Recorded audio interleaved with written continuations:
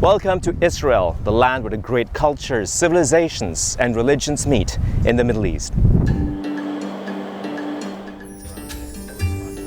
In this three-part series, we'll travel across the Holy Land of Jews, Christians, and Muslims. An epic journey that begins in the north of the country, through the historic port cities of Haifa and Akko on the Mediterranean coastline, and inland to the fertile countryside and biblical lands around the Sea of Galilee.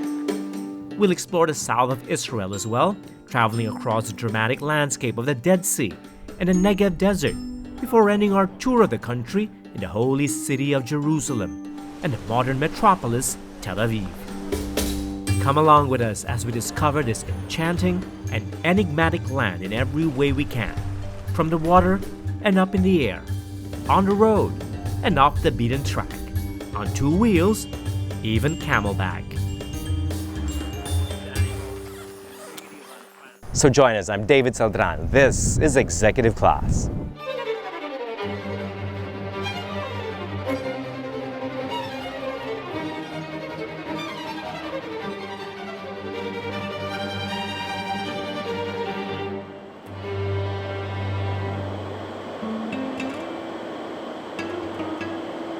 It's my first time to set foot in Israel, and thank God I don't have to part the Red Sea, cross any desert, or battle my way to get here like the ancient Jews, Arabs, and Crusaders had to.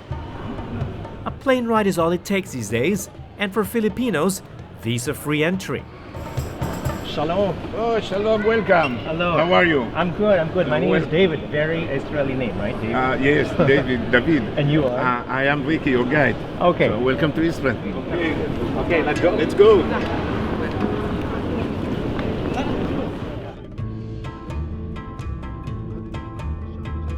Ricky Grunewald is my personal guide on this journey, and like many Jews of his generation, he was born outside the country, Uruguay, in the case of Ricky. His parents and their ancestors before them were Jews of the diaspora, the so-called Ashkenazi, who settled in Europe in previous centuries.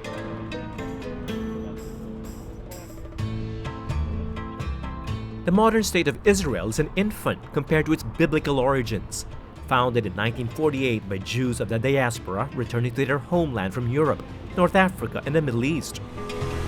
The new nation that emerged after a brief period of British rule was carved out of territory from what was Palestine, land purchased in peacetime or fought for in war. The country's population today is overwhelmingly Jewish, with an Israeli Arab minority and an even smaller ethnic Druze community. That's not counting Palestinians, the Arab, Muslim, and Christians who live in what the UN calls Israeli-occupied territories of the West Bank and the Gaza Strip, disputed lands outside the internationally recognized borders of Israel. The story is complicated and controversial, and clearly I'm oversimplifying the generations-old conflict. So I'll keep my political views to myself for now, because for the purpose of this trip at least, I'd like you to see the country instead from the perspective of a wide-eyed first-time tourist. Israel is pretty tiny despite its gigantic footprint in history and politics. But it's its size, plus a wide and modern road network that make traveling by car ideal. Just over an hour from Tel Aviv, where we landed, to Haifa, the historic northern port city. Haifa is Israel's third largest city and the center of its high-tech industry. And from above Mount Carmel, you get a fantastic bird's-eye view of its modern port facilities. Apart from its commercial value, Haifa's harbor holds symbolic significance as well to the modern Israeli identity. Haifa used to be one of the main gates for the immigrants during the British Mandate, and after that, in 1948, with the creation of the State of Israel, many of the new immigrants came to Israel, to the land of Israel from here. Part of my family even, my wife's family arrived to the port of Haifa in 1945. I have friends of my parents came from South America to the Haifa port when they made Aliyah, and they arrived here. What is Aliyah? Because it appears in a lot of the literature that has to do with the Jews coming back to the Promised Land. Exactly, you describe it. Aliyah is coming back home. Aliyah means to rise yourself from the down part. We Jews believe that when you arrive to your own country, to your homeland, you arise. So Aliyah is a verb to mean to arise. So spiritually, we are now better or higher than we used to be outside the country. Jews arriving through Haifa found a city with deep spiritual meaning to them as well, something they shared with the Muslim and Christian Arabs who lived there.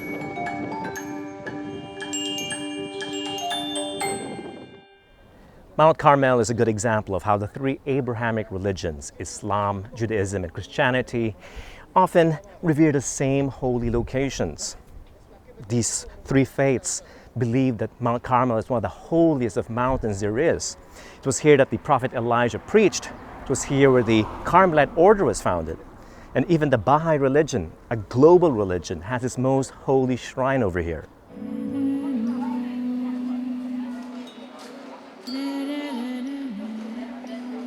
It's a similar pattern of overlapping religious claims you see in many parts of Israel.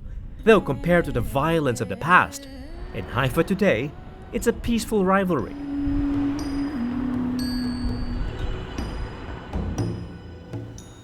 Christians are a minority in Israel, only about 2% of the population. And of that population, the Orthodox Christians far outnumber the Roman Catholics. But here in Haifa, you really feel the presence of Catholicism.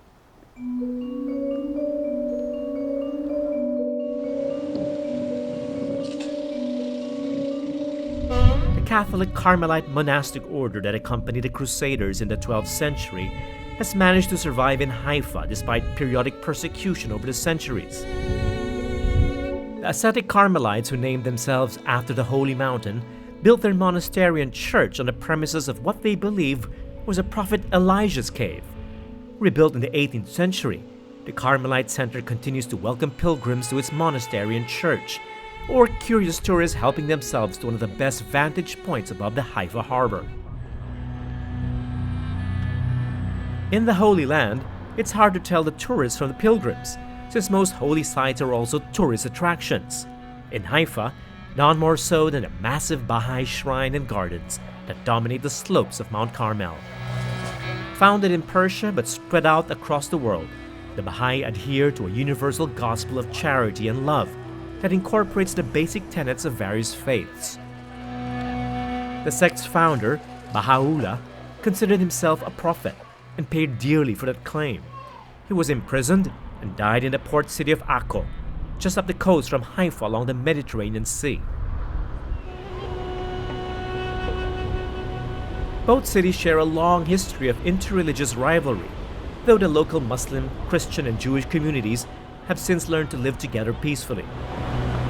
In medieval times, however, Akko often changed hands between the Christian Crusader knights and Arab-Muslim armies, a legacy that's still visible in the city's skyline and streets.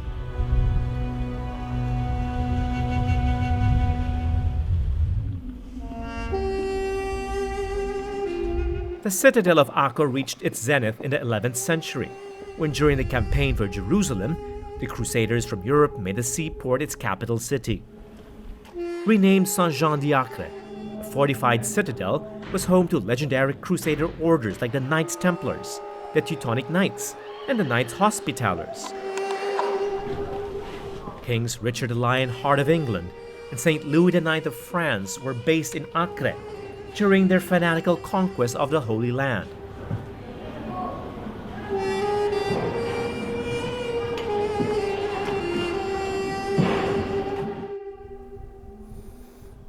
The Crusader Knights were supposed to be holy men, but history proves they could also be cruel. But no matter your opinion of the Crusades or the overzealous behavior of the Crusaders, one thing we can all agree on is they built a beautiful and truly magnificent capital here in Akko.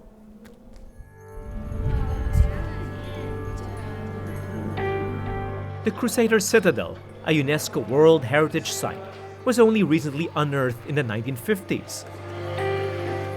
Excavations revealed a large subterranean city, with most parts preserved, no doubt miraculously.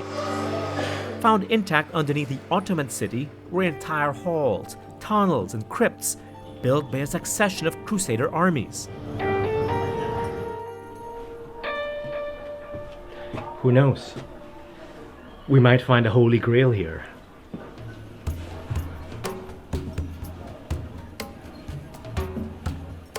To this day, archaeologists continue to uncover new and exciting discoveries.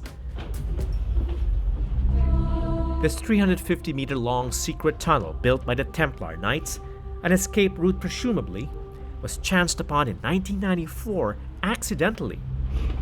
The archaeological site is now a public museum detailing the life and times of the Crusades in Accra until they were finally driven out by the Muslim Mamluk army at the end of the 13th century.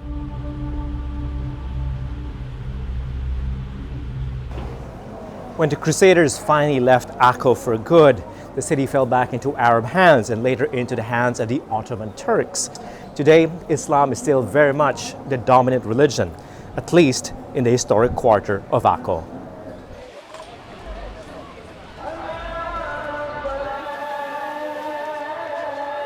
It's an authentic slice and a genuine taste of that traditional Arabic lust for life, combined with the vestiges of old Ottoman times and Turkish habits in this city. Scenes most travelers are surprised to find in what they imagine to be a singularly Jewish country. Hi, how are you? Good to see you, man. Thank you. It's an extremely rare scene indeed, so find time to take it all in and discover some ancient Arab pleasures that await you in Akko's market stalls and along its seawalls.